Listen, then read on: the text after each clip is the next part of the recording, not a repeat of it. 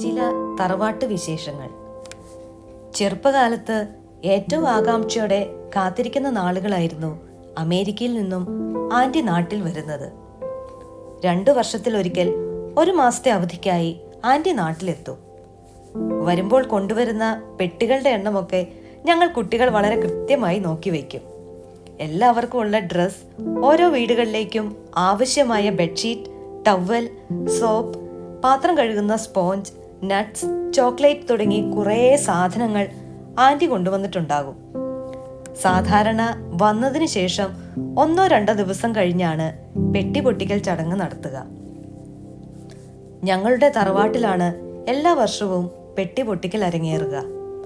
ആൻറ്റിയുടെ ക്ഷണപ്രകാരം സഹോദരങ്ങളും അവരുടെ മക്കളും ഒക്കെയായി ഒരു പടയന്ന് വൈകുന്നേരം തറവാട്ടിൽ സമ്മേളിക്കും.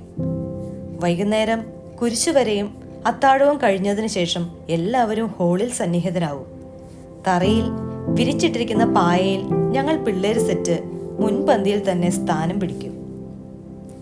പതിവ് വർഷങ്ങളിലേതുപോലെ തന്നെ അന്നും വൈകുന്നേരം എല്ലാവരും തറവാട്ടിലെത്തിയിട്ടുണ്ട്. എല്ലാവരും ചേർന്നുള്ള സന്ധ്യാപ്രാർത്ഥനയും അത്താഴവും കഴിഞ്ഞ് ഓടിച്ചെന്ന് പായലിരുന്നു.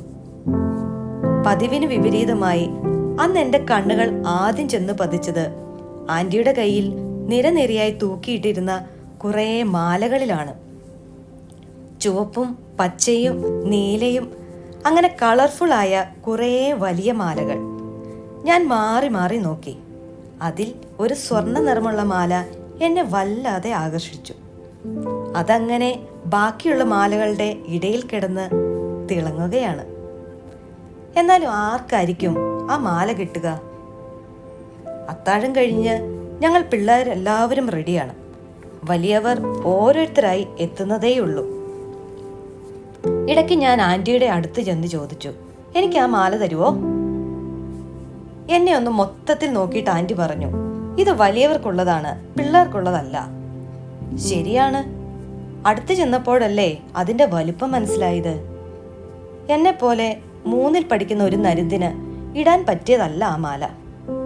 വീണ്ടും പഴയ സ്ഥാനത്ത് ചെന്നിരുന്നു. ഏറ്റവും ചെറുതു മുതൽ എല്ലാവരും ആ ഹാളിൽ എത്തിച്ചേർന്നു. 2 വർഷം കാത്തിരുന്ന ചടങ്ങ് ആരംഭിക്കുകയായി. ആൻറ്റി ഒരു മാല കയ്യിലെടുക്കും. ഒരാളുടെ പേര് വിളിക്കും. അവര് ചെന്നു വാങ്ങും. സന്തോഷത്തോടെ കഴുത്തിലിട്ട് പോരും. അങ്ങനെ മാല കൊടുക്കൽ തകൃതിയായി പുരോഗമിക്കുകയാണ്. എപ്പോഴാണ് എൻ്റെ പേര് വിളിക്കുന്നതെന്നറിയാൻ ആകാംക്ഷയോടെ വായും പൊളിച്ചിരിക്കുകയാണ് ഞാൻ. എനിക്കുള്ളതല്ല എങ്കിൽ കൂടി എൻ്റെ 2 കണ്ണുകളും ആ സ്വർണമാലയിൽ തന്നെയാണ്. പെട്ടെന്നാണ് സ്നേഹ എന്ന് ആൻറ്റി വിളിച്ചത്. ചാടി എണീറ്റ് ചെന്നു. ആ മങ്ങിയ വെളിച്ചത്തിൽ ആ കളർ അത്ര വ്യക്തമല്ല. സൂക്ഷിച്ചു നോക്കിയപ്പോൾ ഒരു കാപ്പിപ്പൊടി കളർ മാല. ഇങ്ങനെ ഒരെണ്ണം ആ മാലകളുടെ ഇടയിൽ ഞാൻ നേരത്തെ കണ്ടതേയില്ല. ദാനം കിട്ടിയ പശുവിന്റെ വായിലെ പല്ലെണ്ണി നോക്കരുത് എന്നാണല്ലോ. കിട്ടിയതും വാങ്ങി കഴുത്തിലിട്ട് എൻ്റെ സ്ഥാനത്ത് വന്നിരുന്നു. രോഗി ഇച്ഛിച്ചത് പാല്, വൈദ്യൻ കൽപ്പിച്ചതാകട്ടെ വെള്ളവും. പഴഞ്ചൊല്ലൊക്കെ ഇവിടെ മാറ്റി എഴുതപ്പെട്ടു. ഇതിന് വെള്ളം എന്നല്ല, കയ്പ് നീർ അങ്ങനെയാണ് പറയേണ്ടത്. നല്ല ചുവപ്പും പച്ചയും നീലയും ഒക്കെ ഉണ്ടായിരുന്നതാ. മാത്രവുമല്ല, ഞാൻ അതിട്ടാൽ മാല ഇട്ടിട്ടുണ്ടോയെന്ന് കഴുത്തിൽ തപ്പി നോക്കണം. ഇത്ര നേരമൊക്കെ കഴുത്തിൽ കിടന്നാൽ മതി. ഞാൻ ആ മാല ഊരി പോക്കറ്റിലിട്ടു. അവിടെ കിടക്കട്ടെ. വീണ്ടും ആൻറ്റിയുടെ കൈകളിലേക്ക് നോക്കി.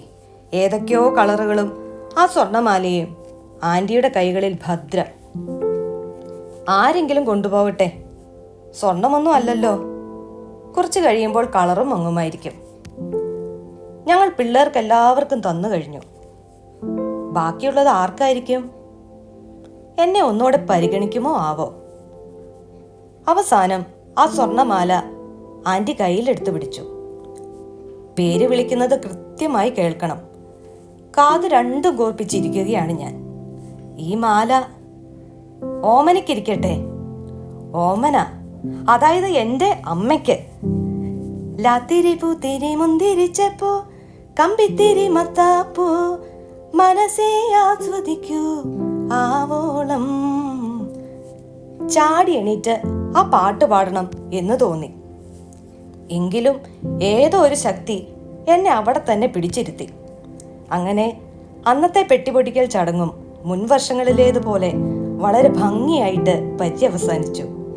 തിരികെ വീട്ടിലേക്ക് പോരുന്ന വഴി അത്രയും ആ മാല എൻ്റെ കൈകളിൽ സുരക്ഷിതമായിരുന്നു.